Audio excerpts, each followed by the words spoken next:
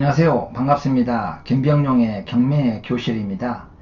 이번 시간에는 농지상에 이제 불법 건물이 존재합니다. 근데 농지상에 이제 불법 건물이 존재하는데 토지만 이제 경매에 붙여지는 경우입니다.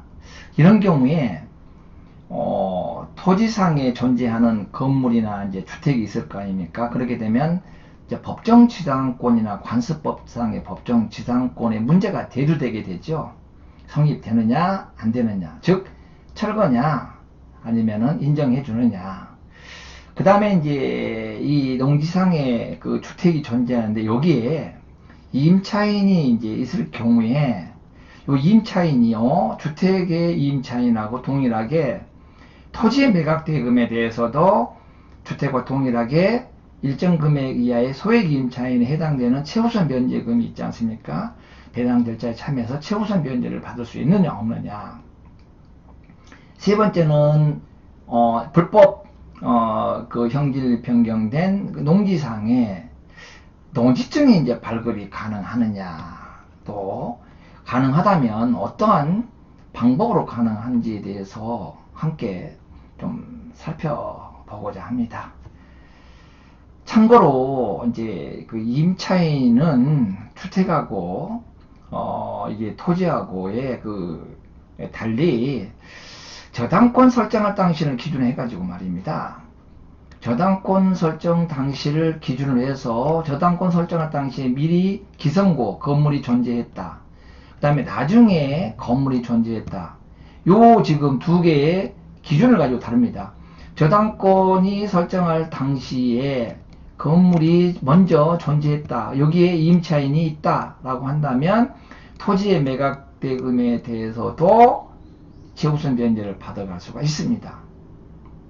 그러나 근저당 설정 이후에 건물이 들어섰다, 저당권 설정할 당시는 나대지 상태에서 저당권을 대출해 줬는데 그 이후에 건물이 들어섰다, 그러면 토지만 경매에 붙여지게 되면 토지 매각 대금에 대해서 여기에 있는 임차인들이 최우선 변제를 받을 수 있냐 없냐, 이거는 안 된다라는 사실입니다. 대법원 판례에서 그렇게 참고를 하시고, 여기에 있는 임차인들도 그러니까 그 토지 매각 대금에서 배당 절차에 참여해서 소액 임차인으로서 인정을 받아서 일정 금액 이하 4천만 원 이하의 이제 1,400만 원까지도 이제 최우선 변제를 받아갈 수가 있다 하기 때문에, 이건 이제 낙찰 받은 사람들은 이제 원상회복 조건으로 이제 농지증을 발급받았다면 임차인 관계라든가 또 여기 건물을 갖다가 매입해서 철거를 해야 된다는 어떤 구체적인 그 사안을 가지고서 이제 농지증을 갖다 발급받아야 될 것 같아요. 원상회복 조건부로 이제 농지증을 발급받아야 되니까 아주 중요한 내용이겠네요. 자, 하나하나 살펴보도록 하겠습니다. 해당 소재지는 이천시 장호읍에 존재하고 있는 지목이 농지입니다. 농지요. 자, 농지고, 그 다음에 토지 면적은 1405평, 건물은 매각에서 재, 토지만 매각 이렇게 돼 있죠. 그 다음에 이제 감정가. 자, 감정가는 5억 5,764만원으로 책정했고요. 그 다음에 이제 1차, 2차, 3차 해서 49%죠. 이때 이제 최저 매각 가격으로 해서 경매가 이제 진행 중인 사안에서 2억 7,500에 단독 응찰해서 낙찰을 받으셨습니다. 양모모 씨가. 그러고 나서 여기 보시면은 매각 결정 기일에 변경이란 말이 돼 있죠. 그러면 통상적으로 요 4월 24일부터 일주일 후에 매각 허가 결정이 나지 않습니까? 그런데 변경이 됐어요. 이날 매각 허가 결정이 안 되고, 매각 허가 결정이 보니까 한 달 후인 5월 29일에 매각 허가 결정이 난 사실을 확인할 수 있죠. 이거는 어떤 내용이냐 하면, 낙찰받은 사람은 지적법상의 농지에 해당되기 때문에, 전담과수원에 해당되기 때문에 이제 매각 요 4월 22일 날 매각 기일로부터 일주일이 되는 시점까지의 이제 1000제곱미터 이상이니까 농지증 플러스 그 다음에 농업 경영계획서까지 두 개를 첨부해서 해당 경매에다 제출해야 되겠죠. 그런데 여기 장원읍의 산업계 이제 공무원 담당이 아마 이거 농지증 발급을 안 해줬던 것 같아요. 왜냐하면 농지상에 불법으로 이게 건물이 존재하기 때문에 해줄 수 없다. 농지로 이용되고 있지 않기 때문에 해서 이제 반려청으로 하니까 이분이 이때까지 이제 그 농지증을 발급해서 제출하지 않으면 입찰 보증금 2,733만 원이 몰수당하잖아요. 네. 물론 몰수를 안 당하더라도 해당 법원에서 이제 농지증을 반려서를 가지고서 해당 이제 법원에 이제 판사가 결정하게 되겠죠. 이제 불허가를 내서 농지증을 그냥 안 해주는 대신에 불허가 내서 입찰 보증금을 돌려주는 조건 아니면 입찰 보증금까지 몰수하는 방식으로 해서 불허가를 때리든지 뭐 어떤 판사의 재량이니까. 그래서 이분이 이렇게 연장 신청을 해서 이거 원상회복 조건부로 농지증을 발급 받으신 것 같아요. 그래서 이렇게 한 달 동안 이렇게 딜레이됐다, 연기됐다. 여러분들 이게 이해하시면 될 것 같아요.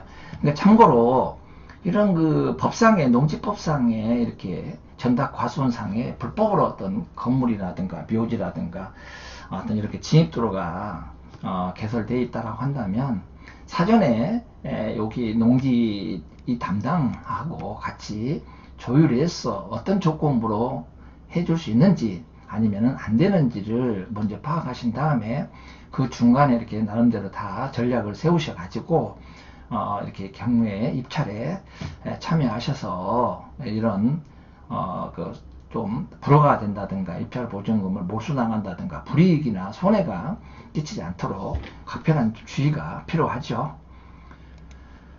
자, 그 다음에 보겠습니다. 이제 매각 토지의 문건 처리 농지증 발급 제출해서 이렇게 나왔네요. 보니까 2019년 5월 24일 날 재고가 매수 신고인 농지취득 자격 증명원을 발급받아서 24일 날 제출했다고 나와 있네요. 그러니까 어찌됐든 간에 우여곡절 속에서 이 낙찰을 받으신 분은 이제 농지증을 반려를 하니까 이제 매각 결정기를 연장 신청을 해서 법원이 이제 허락을 했고 한 달여 만에 이렇게 원상회복 조건이라든가 임차인 관계는 그러니까 이제 그 농지 담당자는 농지로서 원상회복이 가능할 것인가 불가능할 것인가를 갖다 판단하겠죠. 아니 이거를 어떻게 이거를 주택인데 철거하고 원상회복할 것인가, 그거는 불가능할 것이다. 또 이렇게 한다고 해서 경제적 손실이 크니까 아마 안 해주셨을 것 같은데, 이분은 아마 이 세입자 관계는 어떻게 할 것이고, 아까 말씀드렸던 대로 그 건물에 대해서는 법정치상권이 성립이 되게 되면은 철거가 안 되기 때문에 이 건물을 전 소유자로부터 내가 매입을 해서 자체적으로 그거를 철거를 해서 농지로서 원상회복하겠다, 그런 어떤 설득을 아마 시킬 필요가 있었던 것 같아요. 농지증 그 산업계 담당자한테 그분이 이해하고 충분한 설명이 됐다라고 판단한다면 이렇게 농지증을 발급해 줄 수가 있다, 이렇게 생각하시면 될 것 같아요. 매각 토지 및 임차인 현황 있잖아요. 여기 보시면은 이제 토지는 이렇게 답이잖아요. 1400평. 참고로 1000제곱미터 이상의 농업인이 해당이 되기 때문에 농지증만 갖고는 안 됩니다. 농업 경영 계획서까지 함께 발급받아서 제출해야만 허가가 난다는 사실. 주택은 보니까 49평이네요. 이제 제시 건물이죠. 허가받지 않고 있기 때문에. 임차인 현황 보니까 임차인이 4분이 있는데요. 보증금 합계가 5,500인데요. 이제 권기화, 김수업, 김현미, 온용달 있는데 전확, 배 다 확정일자 받고 배당 요구까지 다 이 3번을 했습니다. 소액 임차인에 해당이 되네요. 2,500만원, 1,000만원, 2,000만원. 이분은 이제 그 근저당 설정할 당시를 기준으로 해가지고 이제 건물이 존재하느냐, 그 다음에 이후에 건물이 들어섰느냐에 따라서 토지 매각 대금에 대해서도 건물의 임차인도 소액 임차인으로서 인정을 받아서 최우선 변제를 받아갈 수 있다라고 제가 말씀을 드렸죠. 이분은 4천만원 이하에 해당되겠죠. 2014년 1월 1일 이전에는 이제 소액 임차인으로서 여기는 지방이잖아요. 이제 서울하고 수도권 과밀억제권역이나 광역시 기타시는 4천만 원 이하에 1,400만 원까지는 소액 임차인으로서 최우선 변제 가능하니까 4천만 원 이하니까 이분도 1,400, 이분도 1,000만 원, 이분도 1,400 이렇게 해서 한 1,000만 원, 이게 1,400, 여기도 1,400 이렇게 해서 소액 임차인으로서 최우선 변제 받아가니까 토지의 매각 대금에 대해서도요. 그러면 이제 나머지 부분만 이분들하고 잘 협의해서 보증금 못 받아간 거에 대해서는 좀 더 이분들하고 원만하게 합의해가지고 임차인을 갖다가 이제 내보낸 다음에 이 주택을 이제 매입해서 철거를 원상회복해서 농지로서 이제 이용하시면 될 것 같다는 생각이 들어요. 이렇게 하지 않는다면 이제 소관청에서는 농지 처분드리겠죠. 이행을 하지 아니할 경우에는요. 이제 그런 어떤 서로 신뢰 약속에서 이제 이렇게 농지를 발급해 주었기 때문에요. 자, 토지 이용 계획 확인원을 한번 보시도록 하겠습니다. 지목은 답이고요. 여기는 자연 녹지네요. 20%의 건폐율을 적용하는 것이죠. 그 다음에 이제 이 단독주택 짓는 데는 충분하죠. 그 다음에 여기 해당에 이제 그 확인도면 보니까 여기가 1,400평에 해당되는 답입니다. 답이 여기 이제 건물이 들어섰다는 것이죠. 좀 더 살펴보도록 하겠습니다. 해당 토지 주변에 이제 전자지도를 보니까 이제 남북으로 연결되는 것이 3호선이네요. 3번 국도고요. 동서로 지금 도로가 났는데 이거는 38번 국도 이렇게 볼 수가 있고요. 이거는 3번 국도하고 접해 있지 않지만 이제 거기에 해당하는 위치에 해당 토지가 있다 이렇게 좀 이해를 하시면 될 것 같아요. 여기에 그 다음에 해당 토지 주변 도로 분석 한번 해보도록 하겠습니다. 이게 3번 국도로가 있습니다. 자, 요 전체 보이시나요? 여기가 이제 주택이 현재 지금 보이네요. 전체가 1,405평에 일부를 갖다 진입도로 쓰고 건물을 지었고요. 이렇게 여기 보시면은 지금 이 부분이 이제 진입도로를 이렇게 냈잖아요. 도로를 포장해서 여기다 건물을 지었어요. 단독주택을. 그러니까 이게 어떻게 보면은 그 개발행 허가를 받지 않고 토지 형질 변경을 하지 아니하고 이렇게 무단으로 대지화 해가지고 건물이 건축되어 있다는 것이죠. 여기 보시면은 밑에는 이 도로하고 지금 연결되어 있는데 여기는 이제 국유지입니다. 지목이 천인데 이분이 이거를 이렇게 자체적으로 이것도 또 개발행 허가 받지 아니하고 가서 보니까 현장에 가서 보니까 4m 내로 콘크리트 포장을 해서 진입도로를 쓰고 있더라고요. 왜냐면 이게 보시면 이게 노란 선이 뭐냐면 현황도로예요. 그러니까 북쪽으로도 현황도로가 있습니다. 그런데 왜 이렇게 이쪽에 남쪽으로 국유지인 천이라고 해봤자 농로로 이용되고 있는 길입니다. 가서 보니까 그래서 이제 불편하니까 여기다가 이제 자기가 자기 자비를 들여가지고 콘크리트 포장을 해서 이 토지를 이용하는데 불편함이 없도록 하신 것 같아요. 왜 그러냐? 이 위쪽에 북쪽으로도 현황도로가 있는데 왜 이걸 이용하지 않고 이렇게 했을까요? 근데 사실 이렇게 현황도로는 말 그대로 3m 내입니다. 그러니까 이제 시골 같은 데는 뭐 이제 경운기라든가 뭐 이런 용도로 해서 이렇게 이용하고 있죠, 자동차. 근데 여기 이렇게 가다 보면 여기가 지금 굉장히 이렇게 굴곡이 돼 있지 않습니까? 근데 한번 차가지고 이렇게 이쪽으로 한번 이렇게 가서 여기에 가보려고 하니까 상당히 도로가 협소하고 불편해가지고 이용하기가 굉장히 불편했습니다. 곤란했어요. 그래서 이제 아마 이분은 이 도로를 있음에도 불구하고 이쪽으로 남쪽으로 해서 국유지에 동의받지 아니하고 개발행위를 받지 아니하고 임의적으로 개발행위를 해서 이 토지를 이용하고 또 건물도 이렇게 이용하고 있었던 것 같습니다.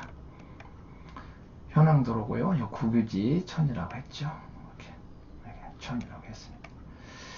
그 다음에 해당 토지 이제 지적도 한번 보시면 알겠지만요. 545-1 답이네요. 여기가 이제 3번 국도고 여기하고 지금 바로 이렇게 접도이 되어 있는 게 아니라요. 여기에 이제 단차가 있습니다.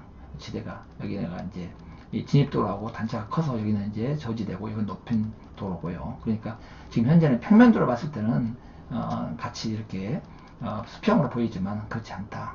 여기가 상당히 경사지다. 이렇게 보시면 알 것 같아요. 이제 밑에 이렇게 보시면은 이 도로가 있죠. 752에 1000이라고 되어 있죠. 그 다음에 이제 마을의 현황도로, 위에도 현황도로. 그런데 이 현황도 폭이 좁아서 이용하는 데 불편이 있기 때문에 여기를 국유지 1000을 자체적으로, 이게 본래 이게 1000이 아니라 이제 농로로 이용되고 있던 농로길이에요. 이걸 포장을 해서 이걸 이용하고 있다. 이렇게 말씀을 드릴 수 있겠네요. 매각 토지의 사진 전경입니다. 이거 보시는 바와 같이 이거를 이제 진입도로 써가지고 이렇게 건물을 단층으로 지었습니다. 여기 보시면 또 옹벽도 2m 이상에 치게 되면은 이것도 이제 허가받고 해야 되는데, 이분이 이렇게 전부 다 그 자기 답을 중심으로 해가지고 이렇게 옹벽을 다 설치했고 또 포장까지 해서 이용을 하고 있더라고요. 자, 매각 토지상의 이제 주택의 전격인데, 이 지금 단층이잖아요. 여기가 전체가 밑에까지 해서 이제 그 1405평 정도 되는데, 이거 진입도로로 해가지고 이렇게 여기다가 단층을 지었습니다. 여기 뒤에 보시면은 이쪽에 후문에 있잖아요. 지금 여기가 지금 현황도로예요. 후면에. 근데 앞쪽으로 해서 도로를 갖다 진입도로를 돈 들여서 했다는 것 자체는 불편하니까 이리로 했다는 얘기죠.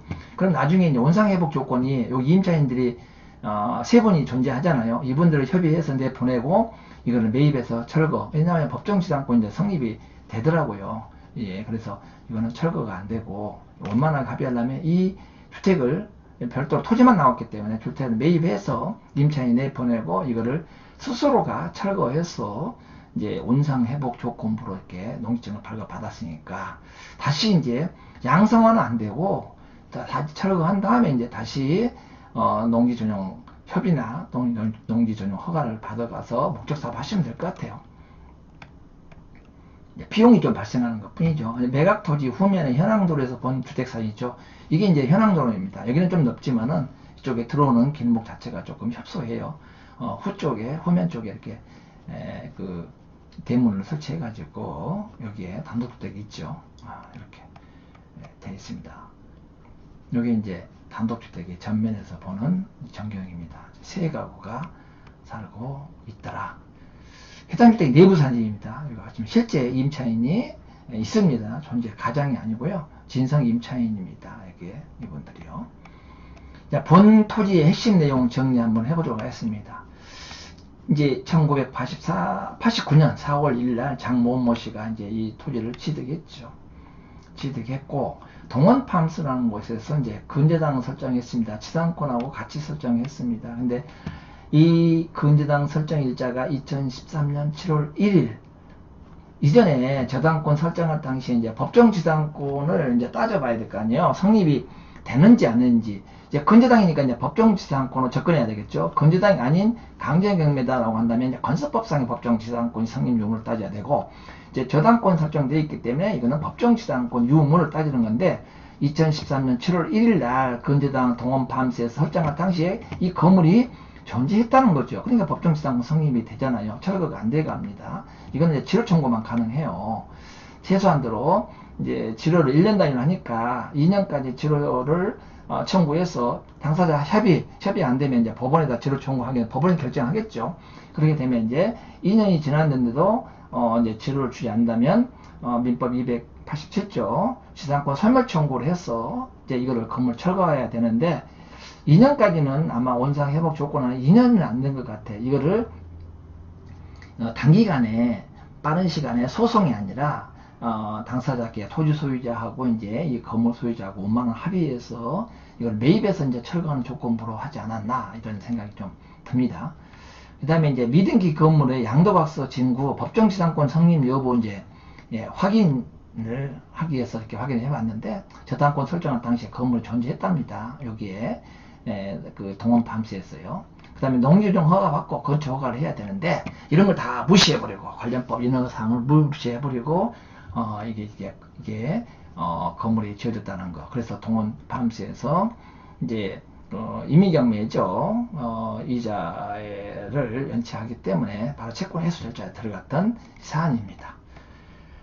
그 다음에 매각 토지의 대출 실행 시에 이제 미등기 건물 양도 증서까지 받았더라고요. 대출의 당시에 대출 실행 시에 미등기 건물 양도 증서를 진구를 받고서 대출을 실행한 것 같아요. 저당권 설정할 당시에 건물이 있기 때문에 이 건물로 인해서 채권 확보가 어려움이 예상이 되니까 이제 이거를 원리금 상환이 안 됐을 때 채권의 해소를 절차를 진행하려고 할 때 이제 이분한테 이렇게 미등기 건물 양도 받아서 이거를 철거를 하고 경매를 붙이게 되면 채권 해수가 아무래도 유리하고 쉽고 또 재갑을 받을 수가 있겠죠. 건물이 존재함으로써 발생한 여러 가지 문제점이 있죠. 농지증 발급도 잘 안 해주지, 또 법정지상권이 성립되기 때문에 그러한 또 처리하는데 시간과 비용이 들어갈 거 아닙니까? 이런 점을 고려할 때 입찰자 입장에서는 망설여진다는 것이죠. 이거 시간과 비용, 기회비용이 발생하기 때문에요.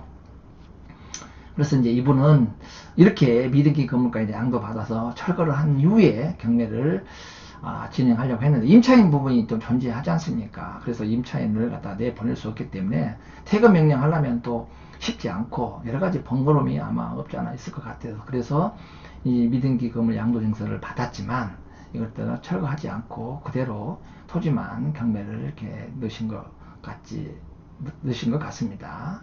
그래서 이제 입찰자 본인도 이 문건에 대해서 임장을 가서 이제 나름대로 주변의 어떤 입지라든가 현황이라든가 향후에 어떤 목적으로 이용해야 할 것인가를 구체적으로 파악한 다음에 갔는데 한 번 더 유찰됐으면 좋겠다 그런 생각에서 고려를 해봤는데 아쉽게도 이제 49%에서 단독 응찰 하셔가지고 양모모 씨가 일본이 낙찰을 받아가서 제가 이런 부분은 비록 꼭 입찰에서 낙찰을 받지 않았더라도 또 이렇게 영상을 통해서 간접적으로 또 경험이 되고 또 이런 부분을 접근할 때는 이러이러한 부분이 예상을 하고 또 이런 애로사항이 있고 이런 부분을 이렇게 접근해서 이렇게 풀어가야 되겠다라는 조금이라도 도움이 되셨다면 좋겠다는 생각에서 같이 공유 차원에서 영상을 제작하게 되었습니다. 용례도 유익하고 도움이 되셨다면 좋아요, 구독 부탁드립니다. 자, 마치겠습니다. 감사합니다.